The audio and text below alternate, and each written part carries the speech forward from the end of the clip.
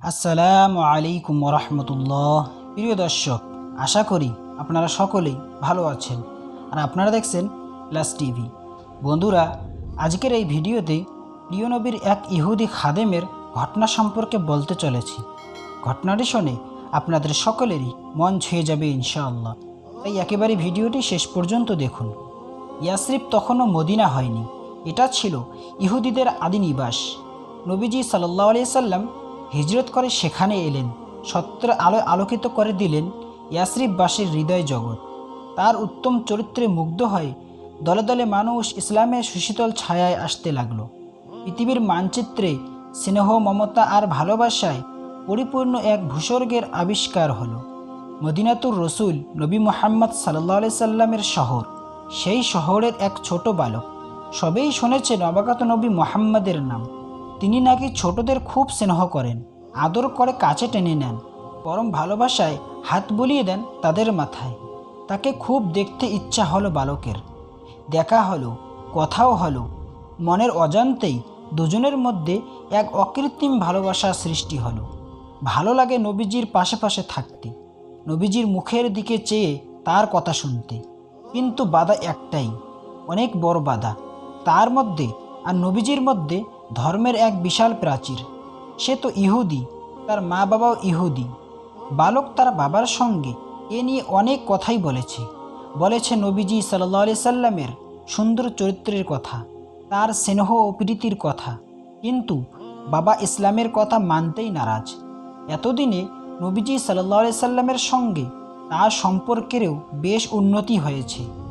এখন তো সে নিয়মিত নবীজির খাদেম। তিনি উজু করতে চাইলে পানি নিয়ে আসে এই বালক।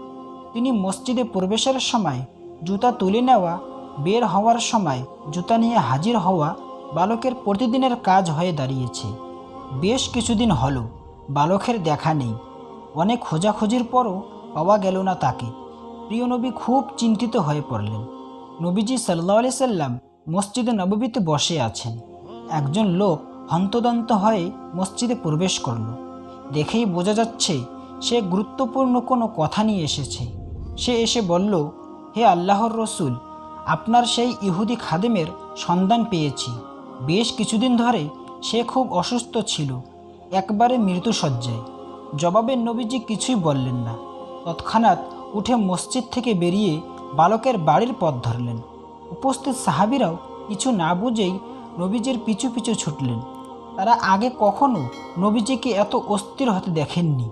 যেন তার আপন কেউ অসুস্থ, যেন তার পরিবারের কেউ অন্তিম শয্যায় শায়িত। নবীজি দৌড় ঠেলে ঘরে ঢুকলেন। ধীর পায়ে হেঁটে গিয়ে বালকের শিয়রের কাছে বসলেন। পরম স্নেহে তার মাথায় রহমতের হাত দুটি বুলিয়ে দিলেন। ততক্ষণে বালক নবীজিকে এক নজরে দেখে নিয়েছে, যেন সারা শরীর রহমতের জোয়ারে আন্দোলিত হচ্ছে। পাশেই তার বাবা বসে আছেন, দেখছেন নবীজি সাল্লাল্লাহু আলাইহি সাল্লামকে। এই কি সেই আরবের নবী মুহাম্মদ? এত নুরানি চেহারা, এত সুন্দর মাধুর্য তার, এত মমতা ভরা তার মন। শুনেছি সে নাকি মুসলমানদের সর্দার। তদুপরি আমার ছোট বাচ্চাকে দেখতে ছুটে এসেছেন। নবীজি সাল্লাল্লাহু আলাইহি সাল্লামের এদিকে কোনো ধ্যান নেই। তিনি ভাবছেন অন্য কিছু, ভাবছেন তার মুক্তির উপায়। ছেলেটি যে এখনও ঈমান আনেনি, এখনও তো সে কালেমা পড়েনি। এই অবস্থায় যদি সে মারা যায়, পরকালে কি হবে তার? নবীজি সাল্লাল্লাহু আলাইহি সাল্লাম তার মুখখানা বালকের কানের কাছে নিয়ে গেলেন। বিড়বিড় করে তার কানে ঢেলে দিলেন পবিত্র কালেমার দাওয়াত, উভয় জাহানের সফলতার সোপান, চিরমুক্তির পয়গাম। আসলিম, হে বালক, ইসলাম গ্রহণ করে নাও, একবার কালেমা পড়ে নাও, যাতে আমি পরকালে তোমার সাফায়াত করতে পারি। হাউজে কাউসারের পারে যেন তোমার আমার আবার মিলন হয়। মাটির পৃথিবীতে যেমন তুমি আমার সঙ্গে থাকতে, দুজন যেন হতে পারি আখিরাতের সাথী। বালক ঠোঁট নাড়িয়ে কিছু বলতে চাচ্ছিল, কিন্তু সামনেই নিজের বাবাকে দেখে থমকে গেল। অপলক নেত্রে চেয়ে রইল বাবার দিকে। চোখের ভাষায় বাবাকে বোঝাতে চেষ্টা করলো জীবনের শেষ ইচ্ছার কথা।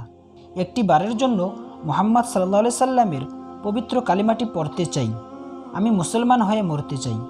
বাবা অনুমতি দিয়ে বলেন, আতি আবুল কাসিম, অর্থাৎ আবুল কাসিম নবী মুহাম্মদ সাল্লাল্লাহু আলাইহি সাল্লামের কথা মেনে নাও। বালকের বাবার এই কথায় সব নীরবতার অবসান হলো। অসুস্থ বদনখানি কোনো রকম সামলে নিয়ে এক ফালে হাসি ফোটালো ঠোঁটের কোণায়। চোখের পানি মুছতে মুছতে পবিত্র কালিমা পাঠ করল। সঙ্গে সঙ্গে প্রিয় নবীজি সাল্লাল্লাহু আলাইহি সাল্লাম বলে উঠলেন, শুকরিয়া মহান আল্লাহর, যিনি তাকে আগুন থেকে মুক্ত করলেন। তো বন্ধুরা, কেমন লাগলো আজকের এই ঘটনাটি কমেন্ট করে অবশ্যই জানাবেন। আর চ্যানেলে যদি নতুন হয়ে থাকেন তাহলে অবশ্যই চ্যানেলটিকে সাবস্ক্রাইব করবেন। আপনাদের একটি সাবস্ক্রাইব আমাদেরকে এরকম ভিডিও বানাতে অনেকটাই উৎসাহিত করে।